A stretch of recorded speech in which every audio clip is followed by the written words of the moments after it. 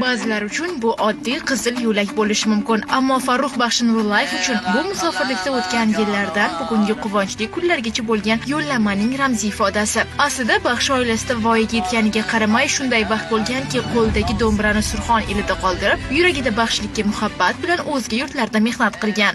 Otam baxshi bo'lgani, endi shu vaqtda baxshilik san'atiga e'tibor juda kuchli bo'lmagan.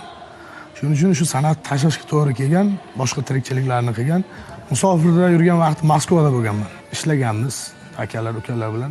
Endi baxshichilik yo'nalishida yuqori o'rinlarni egallab kelgan qahramonimizning umumiy yutuq jamg'armasi ham bugun 110 million so'm va bu uni asta-sekin o'z orzulari tomon yaqinlashtirib bormoqda. Baxshilikdan shogirdlarim o'tgan yil ikkita shogirdim o'rin oldi.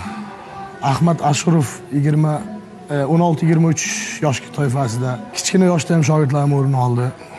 Bo'zatovda. Bu qiziqish endi o'lmasa kerak deb o'ylayman. Sababi buncha e'tibor bo'lgandan keyin odam ijod qilgisi keladi-da. Bugun Farruh Baxshinullayev uchun do'mbira oddiy cholg'u emas, u yurakdagi orzu, xalq ruhi. Har bir sahnaga chiqqanda Surxon elining o'zligini, an'anasini olib chiqadi. Uning hikoyasi esa faqat shaxsiy muvaffaqiyat emas. Bu bugungi yoshlar uchun ochilgan yangi yo'l, yangicha doston va bu doston hali davom etmoqda. Dilbar Primboybek Mahkamov, Abdulloh Sultonxo'jayev, Yangi zamon dasturi uchun.